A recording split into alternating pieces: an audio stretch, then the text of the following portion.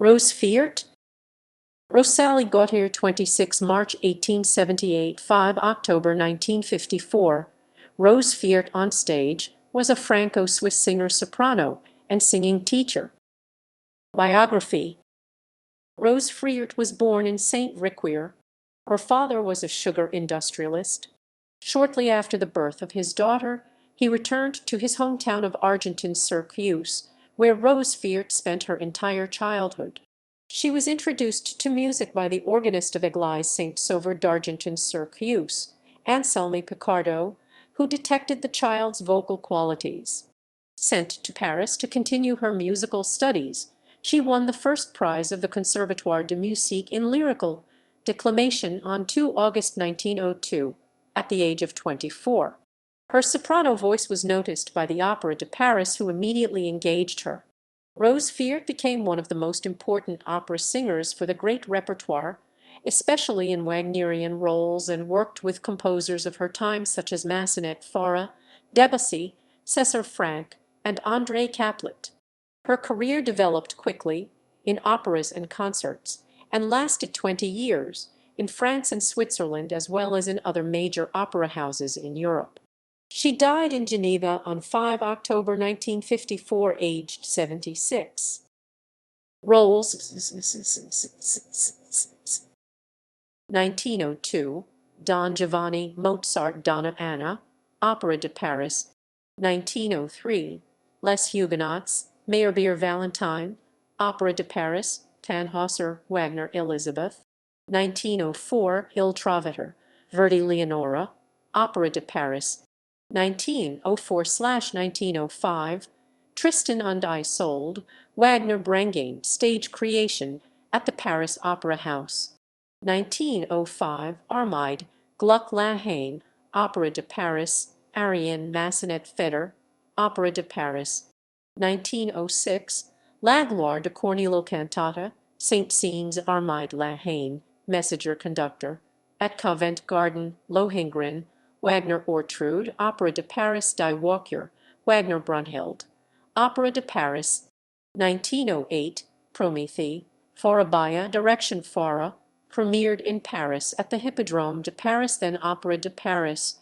Ada, Verdi, Opera de Paris. Redemption, Edouard Blanc-Elange, Direction Messenger, Conservatoire de Paris.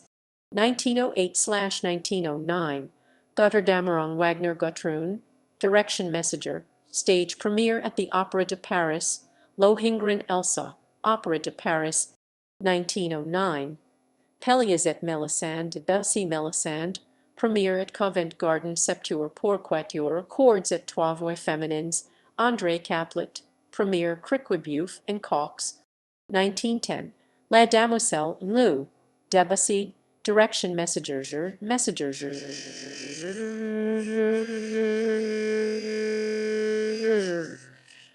1911, Rose Féart was chosen by Debussy to create his Martyr de Saint-Sébastien la Vierge, Aragon, at the Théâtre du Châtelet, but, at the last moment, she abandoned the production, which provoked religious-tinted controversy, and was replaced by her double, a debutant lyrical soprano spotted by Debussy, Ninon Vallon, who was successful.